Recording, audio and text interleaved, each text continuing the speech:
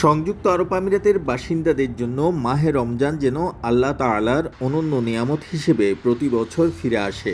শুক্রবার রাতে তারাবির নামাজের মধ্য দিয়ে দেশটিতে অবস্থানরত মুসলমানরা রোজা পালনের প্রস্তুতি শুরু করেন। তাছাড়া রমজান উপলক্ষে পুরো দেশ জুড়ে আলোকসজ্জার মধ্য দিয়ে অনন্য আবহ তৈরি করেছেন দেশটির প্রশাসন।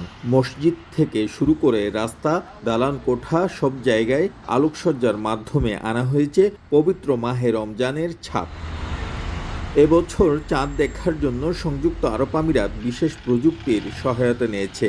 আধুনিক ড্রোন ও কৃত্রিম বুদ্ধিমত্তা ব্যবহার করে চাঁদ পর্যবেক্ষণ করা হয়েছে, যাতে সঠিক সময় ও অবস্থান নিশ্চিত করা যায়। যদিও এই প্রযুক্তি ব্যবহারের নির্দিষ্ট ফলাফল এখনও প্রকাশ করা হয়নি, তবে এটি চাঁদ দেখা সংক্রান্ত সিদ্ধান্তে নতুন মাত্রা যোগ করেছে বলে মনে করছেন বিশেষজ্ঞরা।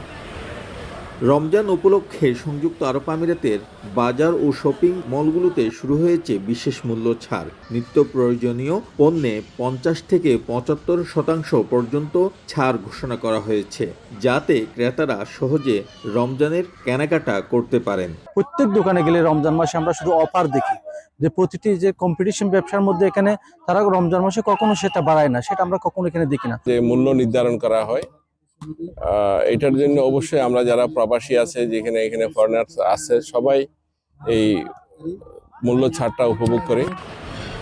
এছাড়াও রমজান মাসে অফিস ও সরকারি প্রতিষ্ঠানে সময়সূচিতে পরিবর্তন আনা হয়েছে। সরকারি কর্মচারীদের জন্য কাজের সময় কমিয়ে আনা হয়েছে, যাতে তারা ইবাদতের জন্য আরও বেশি সময় পান। এদিকে রমজান উপলক্ষে প্রতি বছরের মতো এবারও দেশটির প্রেসিডেন্ট 1250 কারাবন্দীকে মুক্তি দেওয়ার সিদ্ধান্ত নিয়েছে। বিশেষ করে মাহে রমজানে মানুষের প্রতি মানবিক হয়ে ওঠার জন্য দেশটির প্রশাসন কঠোর দিক নির্দেশনা দিয়ে থাকে এ মাসে। সরকারি উদ্যোগে বিনামূল্যে দেশটির বিভিন্ন শহরে উল্লেখযোগ্য জায়গাগুলোতে প্রতিদিন বিনামূল্যে ইফতার এবং খাদ্যদ্রব্য বন্টন করা হয়ে থাকে। শিবলি আল সাদিক, সময় সংবাদ।